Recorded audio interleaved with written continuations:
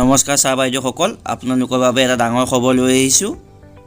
গুণোৎসৱ সম্পৰ্কীয় এখন চিঠি ইতিমধ্যে প্ৰকাশ পাইছে।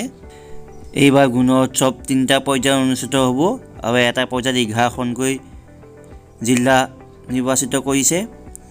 তাৰ ভিতৰত ফেজ 1ত হ'ব বাক্সা, চিৰাং, ধুবুৰী, ডিমা হাছাও, হাইলাকান্দি, যোৰহাট, কামৰূপ মেট্ৰ', লখিমপুৰ, শোণিতপুৰ, ৱেষ্ট কাৰ্বি আংলং।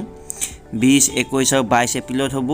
আৰু 2 নম্বৰ ফেজত হ'ব বিশ্বনাথ, বঙাইগাঁও, চৰাইদেউ, দৰং, ধেমাজি, ডিব্ৰুগড়, গোৱালপাৰা, কাৰ্বি আংলং, কৰিমগঞ্জ, নগাঁও, নলবাৰী।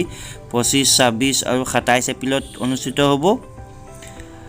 আৰু 3 নম্বৰ ফেজত বৰপেটা, কাছাৰ, গোলাঘাট, হোজাই, কামৰূপ, কোকৰাঝাৰ, মাজুলী, মৰিগাঁও, শিৱসাগৰ, চাউথ চালমাৰা, মানকাছাৰ, তিনিচুকীয়া, ওদালগুৰি 10, 11, 12 মে'ত অনুষ্ঠিত হ'ব। সেয়েহে সকলো বিদ্যালয় এতিয়া গুণোৎসৱৰ বাবে সাজু হোৱাৰ সময় আহি পৰিছেহি। ধন্যবাদ। এনেধৰণৰ খবৰসমূহ পাই থাকিবৰ বাবে আপোনালোকে এই চেনেলটো এতিয়ালৈকে ছাবস্ক্ৰাইব কৰা নাই, ছাবস্ক্ৰাইব কৰি দিব।